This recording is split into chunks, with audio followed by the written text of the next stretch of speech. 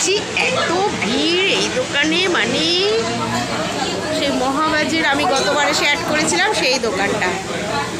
আমরা fried rice mutton order করেছিলাম, ওদের ফুরিয়ে গেছে, 40 জন একসঙ্গে ঢুকেছে। আর এই চিকেন ডাকবাং 2 সুন্দরী এখন সার্ভ করছে, আমি বসে আছি না। মানুষের ব্যবহারের উপরই ব্যবসা নির্ভর করে। ফুল নেই, কিনারা নেই,